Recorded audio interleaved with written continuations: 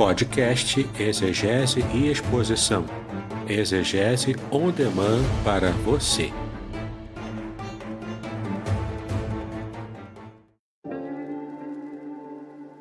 Shalom! Aqui é o Davidson Pignon. Eu ajudo pastores e líderes cristãos a fazer estudos bíblicos na igreja sem ter problemas com interpretações bíblicas erradas. Então, se você está pensando em compreender a sua Bíblia com segurança, não deixe de assistir a mais conteúdos como este aqui neste canal.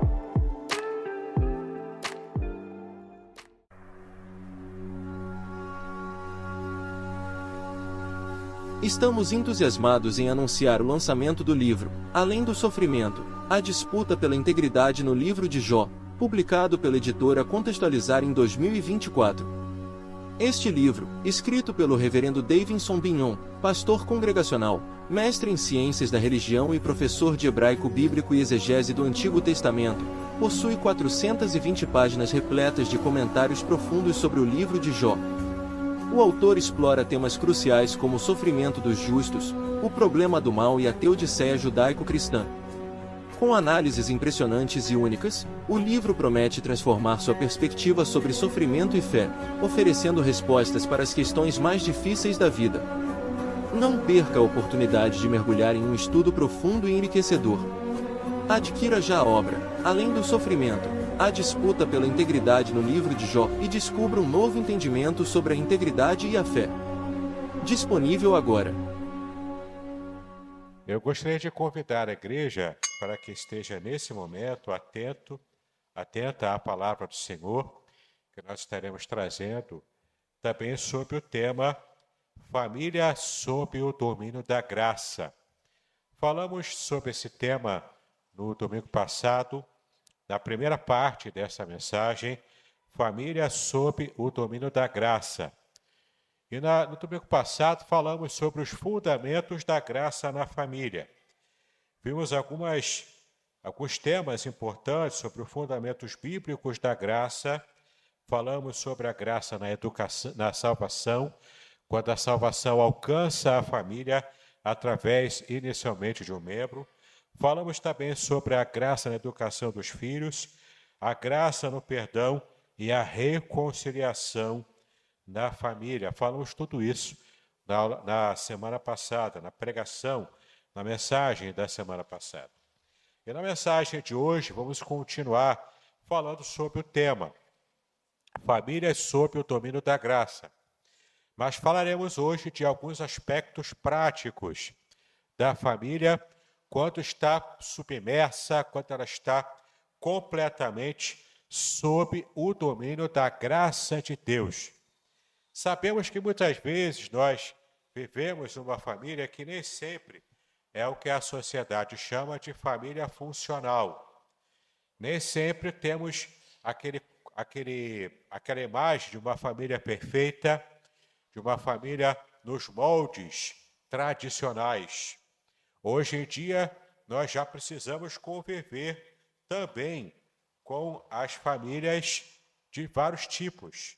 Famílias, por exemplo, de mães solteiras, famílias de mães que precisam criar sozinhas os seus filhos, de pais também que acabam exercendo essa função de ter que criar os seus filhos sozinhos também, por diversos motivos. E essa forma bastante eclética de a família funcionar hoje em dia, às vezes, por exemplo, quando há um desemprego na família e o pai está desempregado, às vezes a mãe consegue, com algum serviço, ou ela mesma empregada, consegue trazer o sustento para a família. E tudo isso faz parte também dos aspectos da vida moderna. E tanto na família tradicional, quanto também na família mais moderna, precisamos entender que a graça de Deus, ela é o mais importante para sobrevivermos, especialmente num mundo como esse. No mundo em que você tem cada vez menos tempo para se dedicar à família, para se dedicar aos filhos, para poder ter um momento de lazer com os seus familiares e construir laços que sejam mais fortes. Porque o modo como o mundo nos obriga a conviver hoje é muito corrido. E você precisa resolver muitas coisas muito rápido e não consegue parar para realmente respirar e se dedicar à sua família. Há muitas ocasiões em que precisamos, mais do que nunca, entender que a graça do Senhor precisa estar trazendo uma cobertura para que a nossa família alcance realmente o seu status de uma família abençoada, de uma família que os seus membros se tornem felizes. Eu não sei os irmãos, mas muitas ocasiões fazem com que a gente esteja realmente nos perguntando, será que eu vivo numa família que seja uma família que me traz felicidade? Ou será que eu, como membro dessa família, também contribuo para que eu leve felicidade aos outros que fazem parte da minha família, seja o meu cônjuge, seja meus filhos, seja meus sobrinhos, meus netos, enfim, seja a família local, aquela família pequena do local da casa, quanto também a família mais ampla, com a família envolvendo avós, envolvendo tios, enfim, envolvendo outros grupos também. Eu gostaria de convidar você a, nesse momento, abrir a palavra de Deus em João, capítulo 13. Evangelho de João, capítulo 13, versículos 34 e 35. E vamos entender agora sobre a importância do amor fraternal na família. Existe o amor que você somente conhece no seio familiar. É o amor fraternal, envolve tanto entre os irmãos propriamente, quanto também esse amor que faz parte do ambiente familiar. João capítulo 13, versículos 34 e 35, o texto nos diz o seguinte: Eu lhes dou um novo mandamento, que vocês amem uns aos outros. Assim como eu os amei, que também vocês amem uns aos outros. Nisto, todos conhecerão que vocês são meus discípulos, se tiverem amor uns aos outros. É claro que Jesus aqui está se referindo ao contexto do amor dentro de uma comunidade chamada igreja. Ele se refere aqui à comunidade dos discípulos, que precisam evangelizar o mundo, precisam alcançar o mundo com o amor de Jesus, e para isso eles precisam espelhar o amor de Cristo para o mundo. E como que eles vão fazer isso? Fazendo palestras sobre amor, trazendo mensagens que possam estar apelando às emoções das pessoas meramente? Não, eles estariam espelhando o amor de Cristo se de fato eles estivessem na prática amando uns aos outros. E aqui vem um conceito muito importante de amor. O sentido bíblico de amor é estarmos de fato representando na prática os atos de amor. Então, se eu digo que eu amo a minha esposa, eu preciso não apenas falar, também falar, porque eu preciso ser romântico também, não é? Não é fazer igual Roberto Carlos, botar uma rosa aqui na boca, né, para tentar encantar a minha esposa. Não é bem assim. Mas eu preciso ser romântico também com ela. Mas mais do que usar palavras românticas, mais do que tocar uma música que ela goste, no momento especial em que estamos somente nós dois ali no quarto, mais do que isso, eu preciso demonstrar o meu amor por ela na prática do dia a dia. E isso envolve comprometimento, compromisso. Eu preciso ter o compromisso de cuidar da minha esposa, a quem eu digo que amo. Ela precisa ter o compromisso também de cuidar de mim, não apenas das necessidades, mas também naquilo que ela gosta, naquilo que eu gosto, naqueles detalhes, essa atenção, o marido precisa dar, a esposa precisa dar, os pais precisam dar aos filhos também. A própria Bíblia diz que os pais não devem provocar a ira dos seus filhos, mas devem demonstrar o amor de Cristo através da vivência comum no lar. Então, tudo faz parte em como espelhamos o amor de Deus no seio da nossa família. Há situações, inclusive durante essa semana, a gente percebe uma situação muito complicada que aconteceu em São Paulo. Um filho adotivo, por alguma situação que ele quis, e os pais não quiseram dar para ele o que ele queria, ele se revolta e simplesmente assassina a família que o havia acolhido. E nessa prática de assassinato, essa prática triste, horrenda de assassinato da família que o havia adotado, esse garoto depois coloca fogo na casa.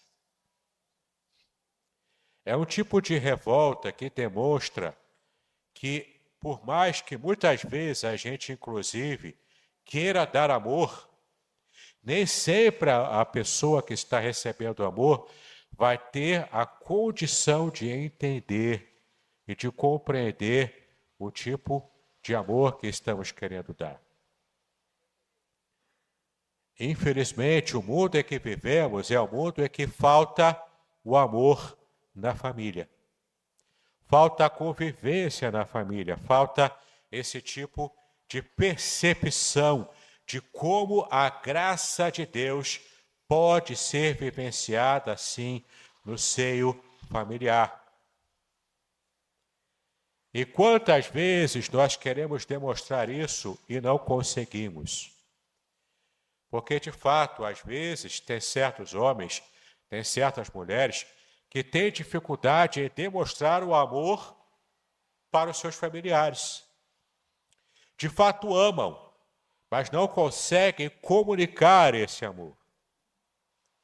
Então, você precisa, além de amar, você também precisa entender qual a linguagem do amor da sua família, para que você comunique o amor que você tem por eles, de modo que eles entendam a comunicação que você está passando. Por exemplo, para muitos homens, mostrar que ama a esposa é levar as compras para casa, é não deixar faltar nada, é ser um exímio provedor. Mas, às vezes, a linguagem do amor da esposa desse homem é a linguagem que ela prefere um carinho, ela prefere uma palavra mansa, ela prefere um aconchego, e ele não consegue dar. Então, na mente dessa esposa, o seu marido não a ama.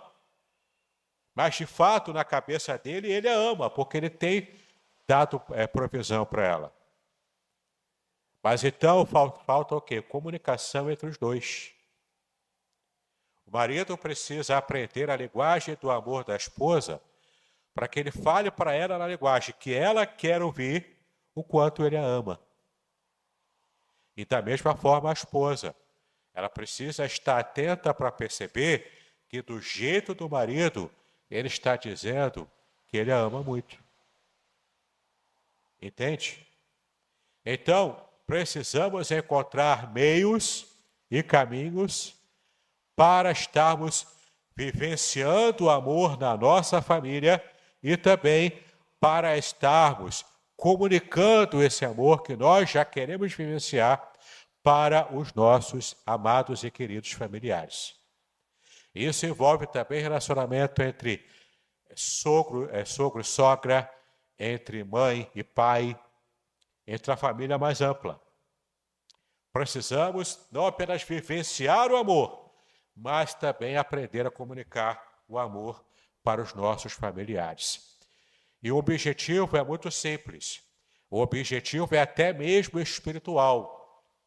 Porque Jesus disse que quando nos amamos uns aos outros e quando comunicamos aos outros que estão lá fora, que não conhecem a Jesus ainda, o quanto nós nos amamos, quando fazemos isso, nós estamos sendo testemunhas do amor de Deus por toda a humanidade para aqueles que estão lá fora.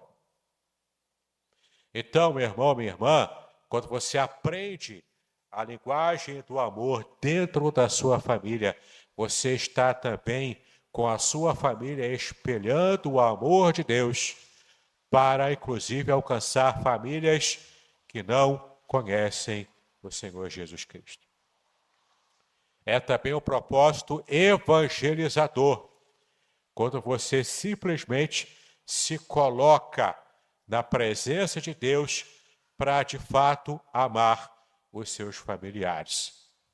E a pergunta fica no ar: será que eu tenho conseguido amar os meus familiares de modo que eles entendam que eu, de fato, os estou amando? Será que, como marido, será que, como esposa, nós temos conseguido demonstrar para o nosso cônjuge o quanto nós o amamos de modo prático, de modo muito prático no dia a dia? Essa é uma realidade que precisamos aprender a viver. Além disso, além da importância do amor na família, e jamais vamos estar nos cansando de falar desse amor bíblico, que é o amor prático, o amor no dia a dia, a gente também precisa aprender a buscar o serviço e o cuidado dentro do lar. Abra a sua Bíblia em Filipenses capítulo 2. Filipenses capítulo 2, versículos 3 e 4. Filipenses capítulo 2, versículos 3 e 4.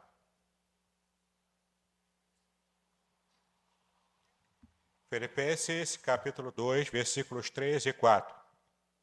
Que diz o seguinte: não façam nada por interesse pessoal ou vaidade, mas por humildade, cada um considerando os outros superiores a si mesmo, não tendo em vista somente os seus próprios interesses, mas também os interesses dos outros. É interessante como tanto na passagem em que Jesus fala do amor fraternal, quanto também nessa passagem em que Paulo fala de estarmos considerando as necessidades dos outros primeiro do que as nossas, a gente sempre pensa no ambiente da igreja, porque, de fato, foi o ambiente primeiro em que Jesus e Paulo se referiram a esses modelos, a esse tipo de atitude que precisamos ter. Mas a gente nunca para pensar que antes de vivermos esse tipo de modelo na igreja, precisamos viver esse modelo no nosso pequeno ambiente social que vem primeiro, que é a nossa própria família. Em muitas ocasiões, você consegue perceber, por exemplo, a qualidade de pais que amam tanto os seus filhos que fazem de tudo para servir os filhos, para serem pais servidores. E isso é bom, isso é bíblico. Servirmos uns aos outros é bíblico. Mas só que, muitas vezes, especialmente em nossa geração, os filhos têm sido criados com pais tão servidores que os filhos se acham os donos da casa. Você vê, por exemplo, crianças de 4, 5 anos de idade que parecem um rezinho mandão dentro do lar. Entende? Uma coisa são os pais estarem dispostos a, de fato, servirem essa criança. Mas outra coisa é se o pai, no afã, a mãe, no afã de servir a criança, não consegue colocar limites. Então, essa criança pode crescer com a perspectiva bastante prejudicada de como o mundo funciona. Porque, confessa para mim, você gostaria que o mundo rodeasse ao seu redor, mas o mundo não rodeia ao seu redor. O mundo não está aqui, as pessoas do mundo não estão aqui para fazer todas as suas vontades. E cada pai, cada mãe precisa também tomar a sua postura de colocar limites na criação do seu filho, da sua criança. E colocar limites é importante porque a criança vai crescer com essa percepção desde o lar, desde a casa, de que ela precisa também fazer a sua parte para poder contribuir para o mundo. Então, o seu filho, seja criança, seja adolescente, seja jovem, o seu filho também precisa entender que ele precisa ser um filho servidor à família. E não apenas os pais servidores dos filhos, mas também os filhos servidores dos pais. Para que não haja disfunção. Para que, na verdade, haja harmonia. A menina precisa, desde cedo, tomar consciência de que também é função dela lavar uma louça,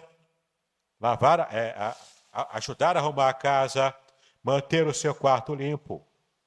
O menino também precisa entender que tanto ele também precisa ajudar no cuidado da casa, lavando a louça, limpando o quarto, cuidando da casa, quanto também ele precisa ir tomando consciência de que ele precisa, às vezes, até ter algum serviço, ter algum trabalho, de vender alguma coisinha, para ele ter o seu próprio dinheirinho e começar a dar valor ao dinheiro que ele ganha. E até, quem sabe, contribuir ajudando, pagando contas em casa quando já chegar na adolescência e na juventude. Aprender a ajudar no orçamento familiar. Tudo isso é parte do que pai e mãe também precisam educar os seus filhos.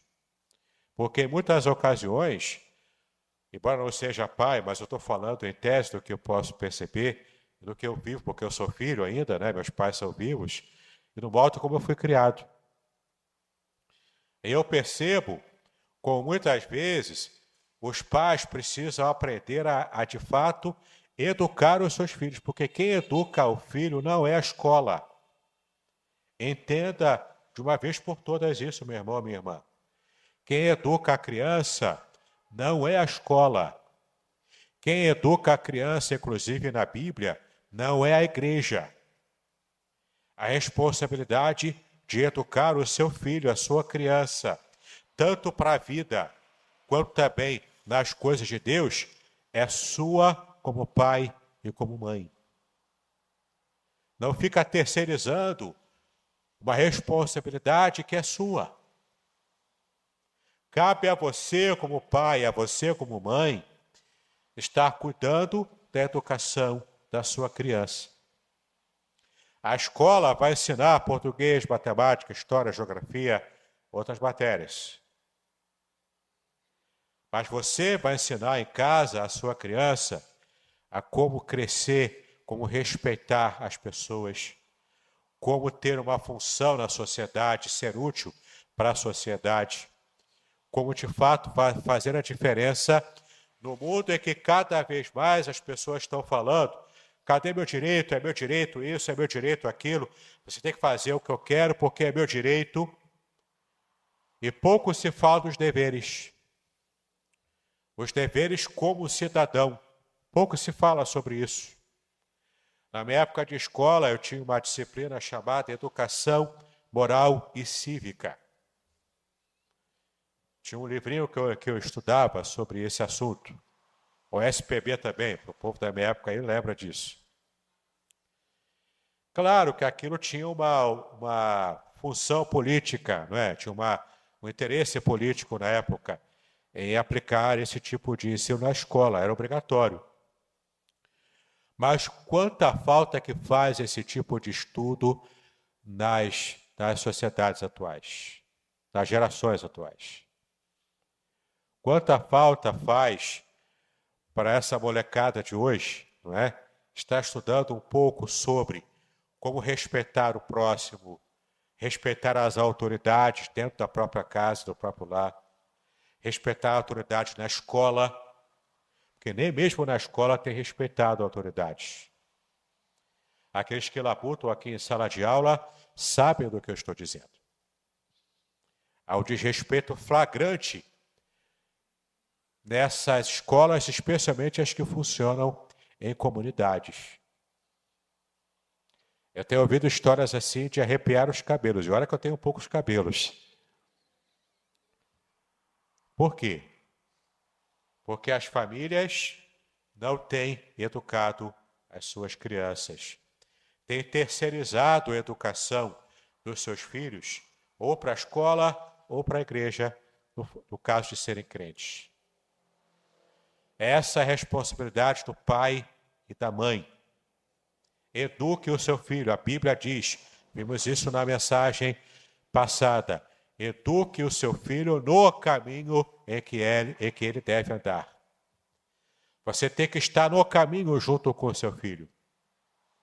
Então, quando essa criança bem educada pelos seus pais, no caminho certo, no caminho do Senhor, quando crescer, essa criança jamais se desviará do caminho correto.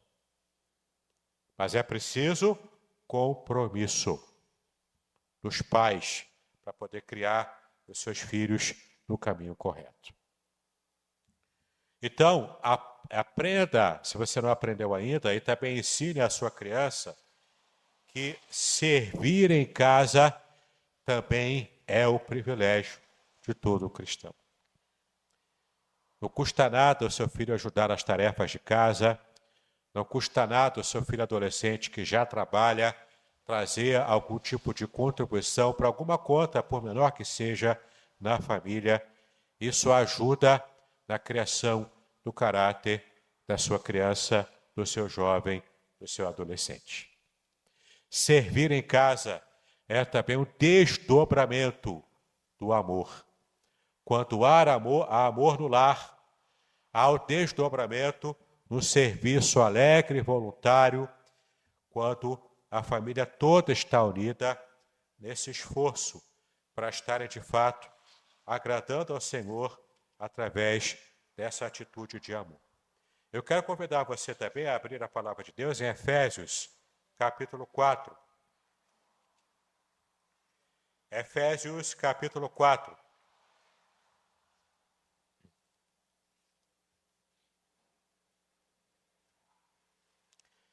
Versículos de 29 a 32. Quando vamos estar falando agora sobre a terceira e última característica da família que está debaixo da graça de Deus, que está sob o domínio da graça. Além de ser uma família que se ama e se ajuda com o serviço do lar, a família que está sob o domínio da graça, ela também tem uma comunicação e ela também busca a resolução dos conflitos familiares. Efésios 4, de 29 a 32. O texto fala o seguinte: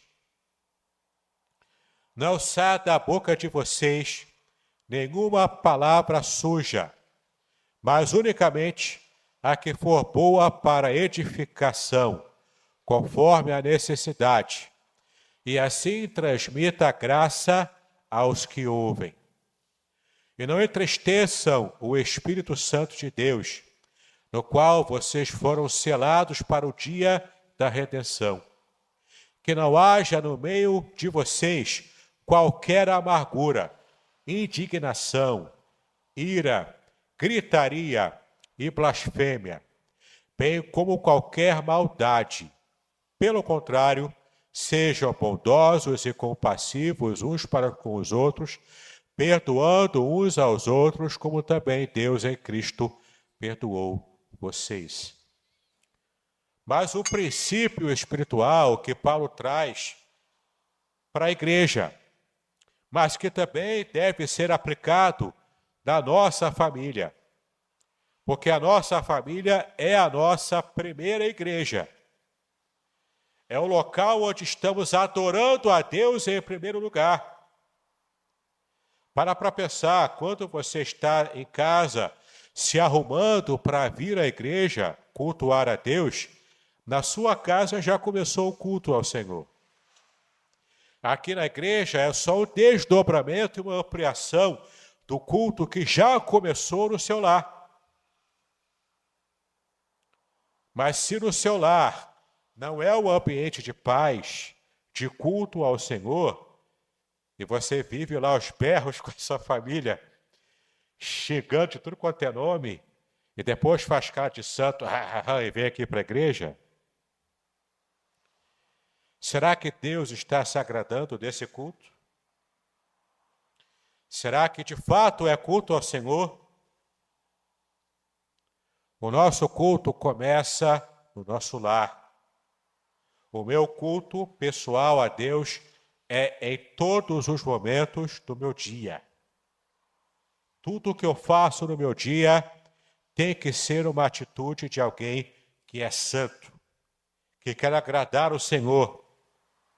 E não só enquanto eu estou aqui na igreja, que todo mundo está me vendo cheirosinho, arrumadinho, bonitinho, aticuticute do Senhor.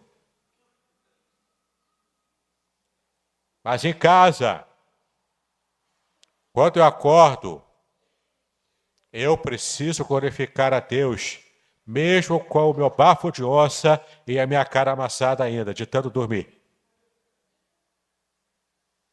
Entendeu? Em todas as circunstâncias da nossa vida, em todas as circunstâncias do nosso dia, nós temos que ter a consciência de que cada segundo da minha vida é um segundo em que eu estou cultuando a Deus. Por isso que Paulo se refere aqui em Efésios, que eu preciso ter cuidado com aquilo que eu falo na minha casa. A cultura judaica tem um negócio muito interessante que eles dizem. É o conceito que eles usam, que tem base bíblica. Na cultura judaica eles chamam de Lashon Hará. E fazem oposição da Lashon Hará com a Lashon Hatov. Lashon Hará é a língua amaldiçoadora. E a Lashon Hatov é a língua abençoadora. É isso que Paulo está se referindo aqui. Não pode sair da minha língua, da minha Lashon é a língua, da minha língua, nenhum tipo de palavra que seja maldita, que seja amaldiçoadora. E às vezes eu faço uma brincadeira, às vezes eu faço uma piada, às vezes eu falo alguma coisa e deixo escapar a Lashon Hará, a linguagem amaldiçoadora. E na cultura judaica eles dizem que isso impede que as minhas orações sejam ouvidas e atendidas por Deus. Aí você para pensar, de fato, quantas vezes eu tenho orado pedindo alguma coisa e demora um tempão para Deus responder? Quem sabe não é por alguma atitude de pecado de um modo geral, mas principalmente o pecado da linguagem amaldiçoadora, que tem impedido Deus de atender prontamente as orações que eu tenho feito a Ele. Então, precisamos aprender, como Paulo se refere aqui, a dominar a nossa língua. A dominar aquilo que sai, porque Jesus mesmo disse que o que contamina não é o que entra pela boca, mas é o que sai da boca. É o que contamina espiritualmente a nossa vida, palavras que dizemos e que por mais que a gente se arrependa, por mais que muitas vezes a gente peça perdão e até o nosso cônjuge, por exemplo, nos perdoe. Ainda que haja o perdão, ainda que haja a cura, ainda que haja a restauração de relacionamentos, e esse é o propósito do perdão, esse é o propósito da reconciliação. Mas muitas vezes, aquela mágoa que foi criada por aquela palavra, ela fica lá, ainda ardendo no coraçãozinho da nossa esposa, do nosso marido, dos nossos filhos até. Uma palavra, uma atitude, uma ação que marcam a vida da gente. E às vezes a gente vai levando na consciência uma ação como essa, uma palavra mal colocada, falada de modo ríspido, de modo rápido, que às vezes a gente até se arrepende logo assim que fala. Mas a destruição provocada pela língua, Tiago diz que é esse pequeno órgão que coloca fogo em toda uma cidade, em toda uma floresta. Isso já aconteceu. E olha a luta que é para a gente consertar algo que foi causado por uma palavra mal colocada. Por isso que Paulo diz, é muito melhor uma medida profilática, de não ter que remediar algo que eu falei mais à frente. Mas a medida profilática é eu me policiar o tempo todo, para evitar falar palavras que não sejam palavras de bênçãos. É difícil pra caramba, não é? Quando você dá aquela topada na pedra, ou na quina do móvel da sua casa, você nem ser pedra, né? Porque ninguém anda mais descalço na rua hoje para topar em pedra. Então, se você dá o dedinho do seu pé lá na quina do móvel da sua casa, eu não sei se a primeira palavra que vem na sua mente é aleluia, glória a Deus. Provavelmente não seja. Se é o seu caso, você é mais crente do que eu. Você consegue ser mais crente do que eu. Mas a gente tem que aprender, dominar. Domina. Porque quem consegue dominar a sua própria língua, domina o mundo inteiro. Proteja a sua família de palavras malditas, de palavras mal colocadas, de palavras impensadas, que vão ferir primeiro, porque depois, para você curar a ferida, também dói a beça, demora, é cansativo. Lidar com gente magoada com você é um negócio que muitas vezes dificulta até a nossa própria graça no dia a dia. Não é? Você saber que alguém está muito machucado com você, isso mexe com você. Especialmente se você de fato ama a pessoa que você machucou. Então, em primeiro lugar, conta carneirinho, conta até 10, faz o seu jeito, mas não fala sem pensar. Isso machuca as pessoas. E em nome de Jesus, caso tenha escapado, caso você tenha ferido alguém na sua família por uma palavra mal colocada, uma palavra frouxa, mal pensada, tenha a humildade para pedir perdão. Reconheça o seu erro. Mulheres, eu sei que é difícil, mas quando você errar, reconheça para o seu marido que você errou. O quanto é difícil. Os homens sabem o quanto a gente faz piada com isso. Reconheça que quando você errar também, minha irmã. Mulher de Deus reconhece quando erra. Homem de Deus reconhece quando erra também. Peça perdão. Peça perdão ao seu filho se você exagerou, por exemplo, numa reprimenda, se você foi corrigir o seu filho e exagerou. Não há problema nenhum em você pedir perdão. Você reconhecer que errou.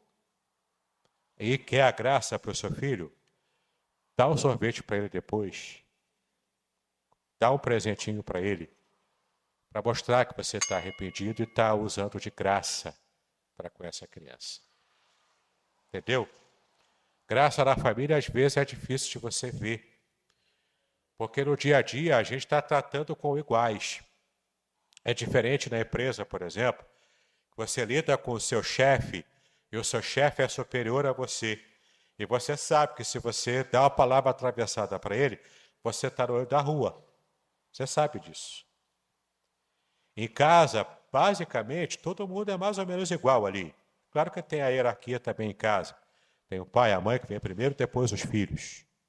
Tem uma hierarquia também.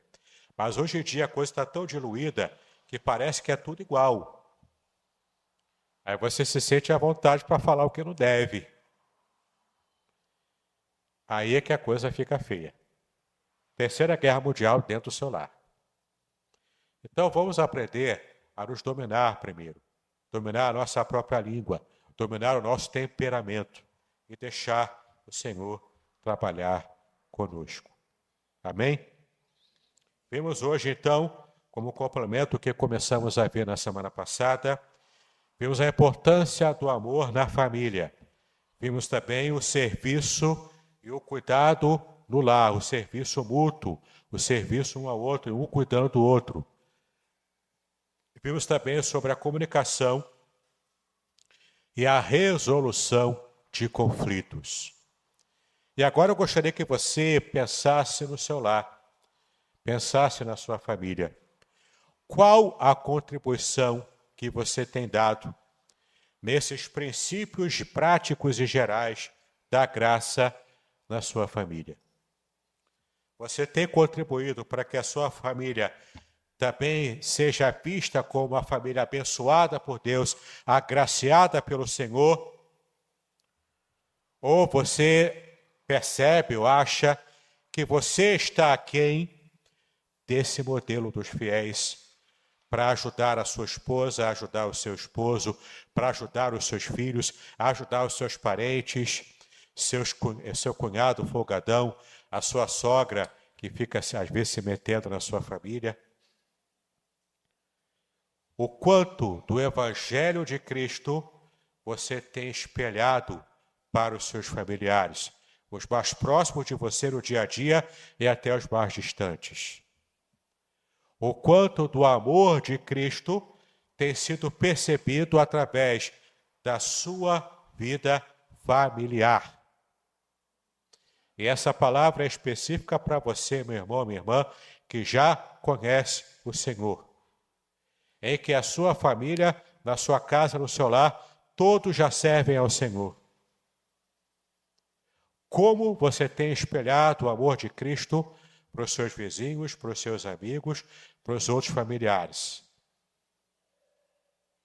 Que possamos aprender a estar totalmente submersos na graça de Deus, totalmente sob o domínio da graça do Senhor, na nossa vida pessoal e também na nossa vida familiar.